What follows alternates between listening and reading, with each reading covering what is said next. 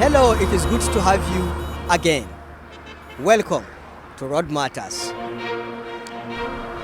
The road to survival, defensive driving in Nigerian roads.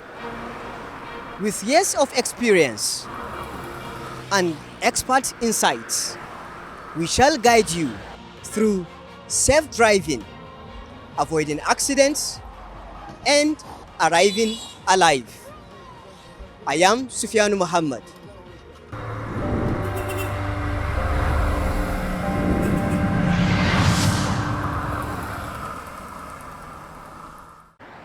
Thank you for staying with us. In this week's episode, we shall be taking you through defensive driving. And before then, we have reports by our correspondents. It's Kebbi State, where Sufyanu Koko put together a report that has to do with weather condition, which eventually at the course of our program, we will elaborate more. In far northwest, there has been a change in weather condition, and for that, Sufyanu put together a report to guide us during a hazy weather condition. Sufyanu, let's have it.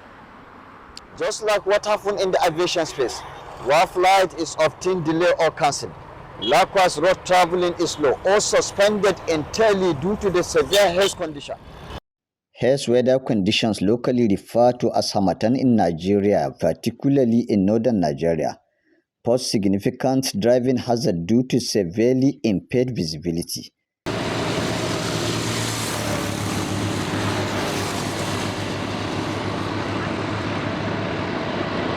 These conditions also aggravate mechanical issues in vehicles attributable to the pervasive dust and temperature fluctuations, thereby increasing the likelihood of accident.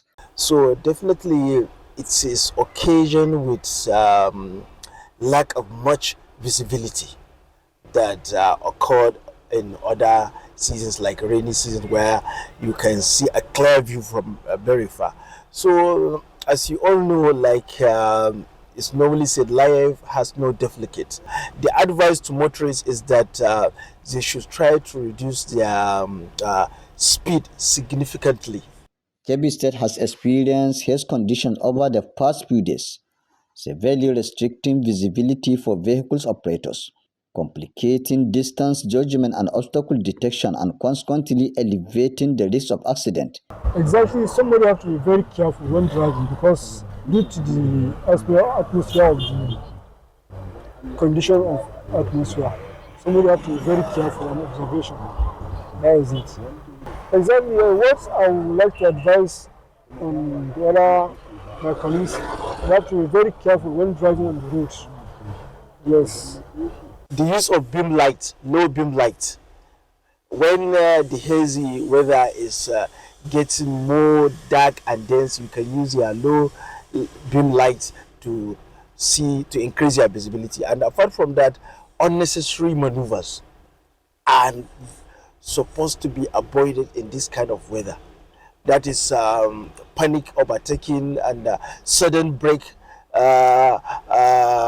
jam and other things like that, and also increase your following distance. That means you should make sure that you increase the distance between you and the car ahead in case of something happened, so that you can maneuver yourself out. That means a distance that will give you a minimum of 5 seconds to maneuver.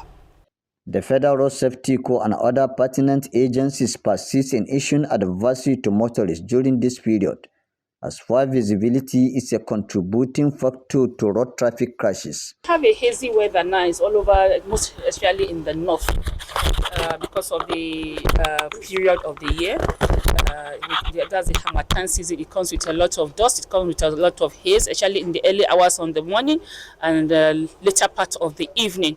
It is essential that our lights are working, especially flood lights, the fog lights, and the headlights, because seeing at a distance with your car at a particular time, especially when the haze is very, very much.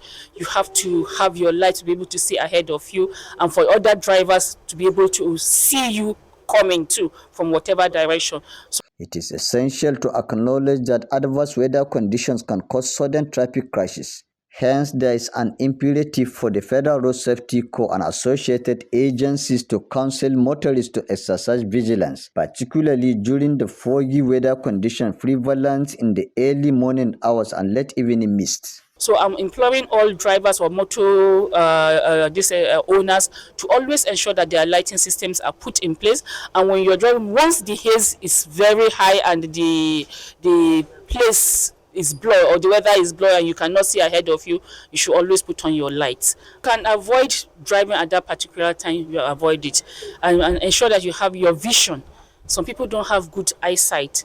If you have to drive with glasses, please go and check your eyes and use your glasses.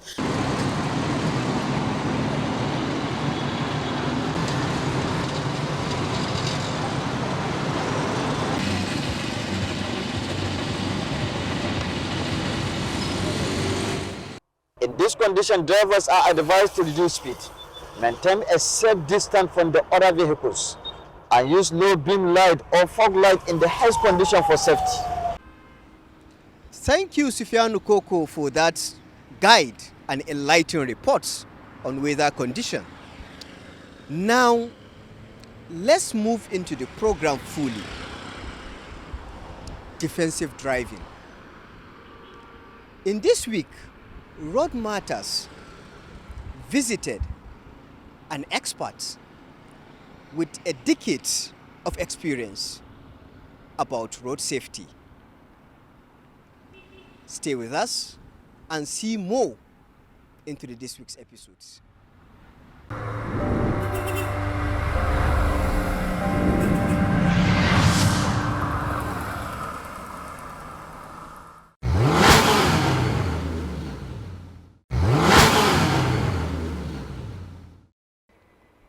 Defensive driving simply means applying the rules of the road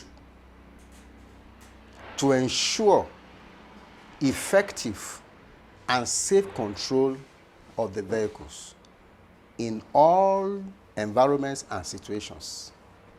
That is, knowing the rules of the road, the traffic regulations, then applying them on the road to ensure effective and safe control of the vehicle. That is simply the definition of defensive driving. When we're now talking about the principles of defensive driving, I will give you 7 principles of defensive driving, without which the rate of crashes will continue to increase. But as long as people are applying these 7 principles, I want to tell you, safety is assured on the road, no matter the situation.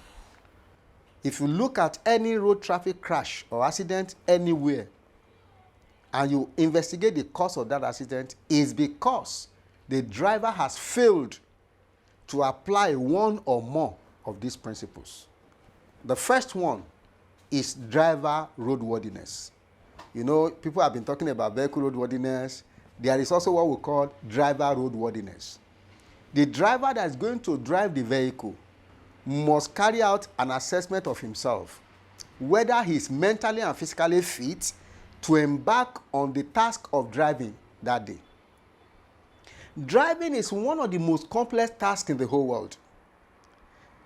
It is the only job in the whole world that requires the simultaneous or near simultaneous use of the eyes, the ears, the nose to gather information, the brain to process, interpret the information, and then the hands and the legs to apply the information in a continuously changing environment to ensure effective and safe vehicle control.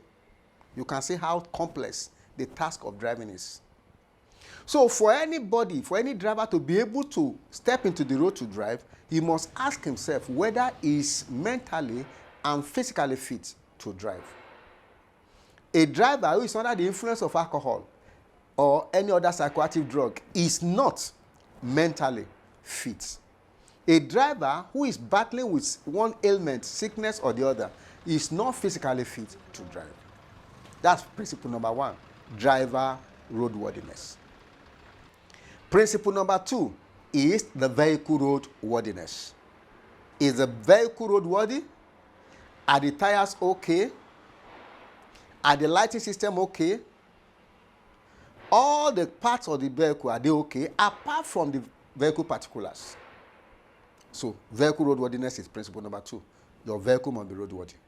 Number 3 principle is what we call visual coordination. The eyes of the driver must be okay. That is talking about visual acuity. And that is one of the reasons why it is mandatory that before a driver gets his driver license, he must be tested. The eyes must be tested, and he has to do that every time he wants to renew his driver license, because the eyes have a lot of work to do in the art of driving. So visual coordination is very important. As you are driving, you must be able to see the big picture. Know what is happening ahead of you. Know what is happening to your right, your left, your back. So your eyes must be moving as you are driving. That is, there must be proper visual coordination to ensure effective defensive driving. Number 4 is auditory coordination. Your ears must be well coordinated. That is why it is not good for a driver who is driving to put earpiece in the ears. Your eyes must be open to hear sound from your engine, sound from the tire, sound from the vehicles, and then the sound from outside the vehicle, which will also guide you as to what you do to prevent an accident from happening. That's auditory coordination, your ears. We also have what we call nasal coordination. Nasal coordination is talking about your nose. Your nose must be attentive to sense if fuel is leaking, if wire is burning, if the water in the radiator has dried up, apart from checking the dashboard signal. So your nose has a lot of work to do in the art of defensive driving. When you notice, oh, fuel is leaking, the next thing you do is to slow down, park, and check to prevent accident on the road. Then number 6 is that you must understand and obey the traffic regulations. You must know the traffic regulations, you must obey them to ensure defensive driving. Where the law says no overtaking in this area, don't overtake. You see the marking, the road marking that is solid, not broken, you don't overtake there. You are approaching a bend, whether there is road marking there or not, whether there are traffic sign there or not, you know you are approaching a bend, you have to slow down. You are obeying the traffic rules. So obedience of the traffic rules is number 6 principle for defensive driving. Then number 7, which is the last, is prompt and safe response to emergencies. Having fulfilled numbers 1 to 6, there could be some unexpected incidents.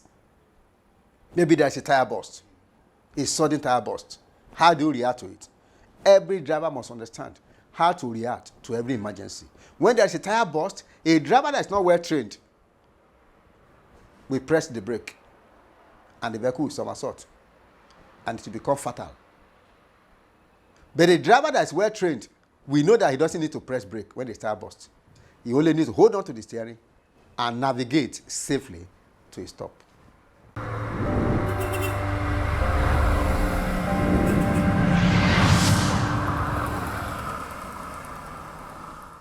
We call that one hazard perception.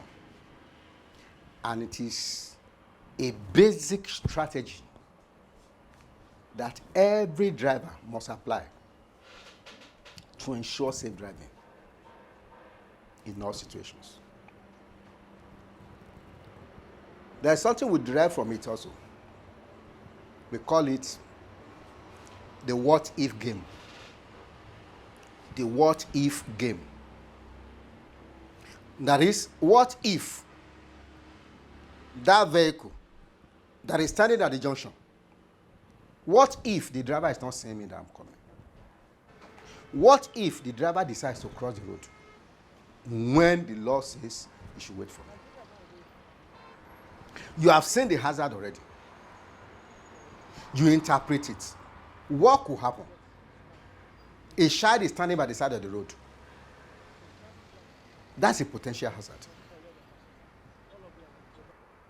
What if he decides to cross the road? So the moment you look at that, you analyze, what if he decides to cross the road? So the next thing you do is to press your horn to alert him, you are coming, then slow down in case he decides to cross the road.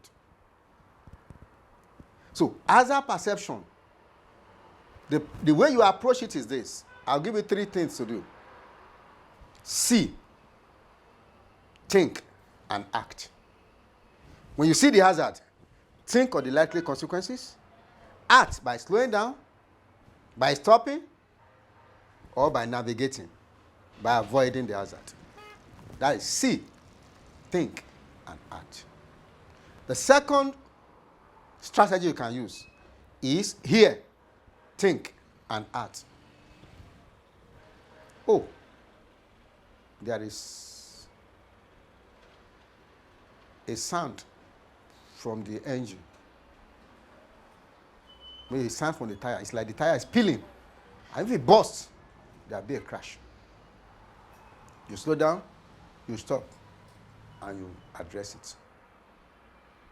So the third one is smell, think, and act. Oh, you perceive the odor of fuel leaking. What can be the result? The car can catch fire. What do? I slow down, I park, I address it.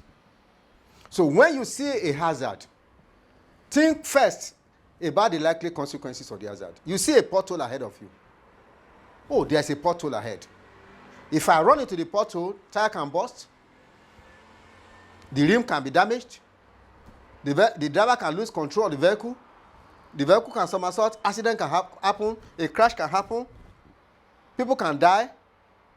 So what do? Do I slow down? Enter into it? Is there another vehicle coming from the other side? Or can I maneuver around that pothole if no vehicle is coming? Or do I slow down and enter the pothole gently to avoid a crash? So whenever you see a hazard, you think about the likely consequences. Even a sharp bend is a hazard. So how do I approach it? I slow down, I navigate. So every hazard must be interpreted.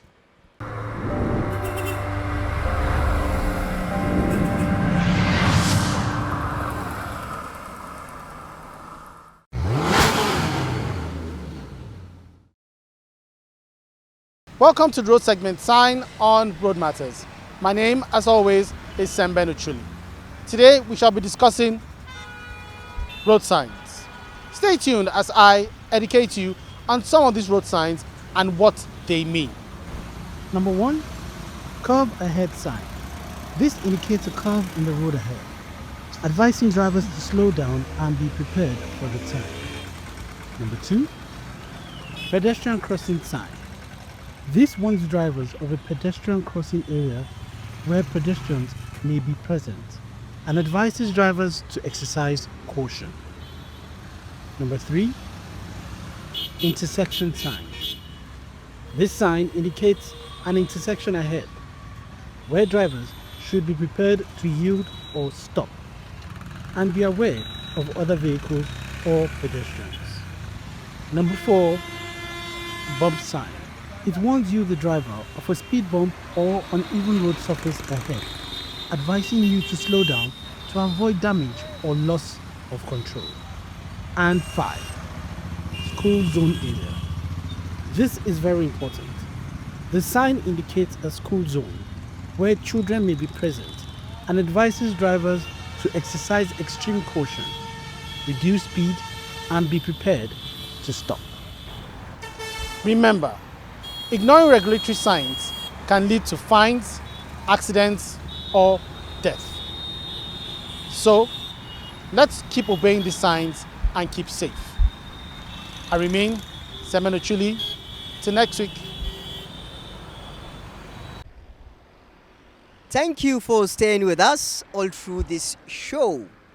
This is where we draw the curtain of this week's episode. See you next week, same time. I remain Sufyan Muhammad. Bye for now.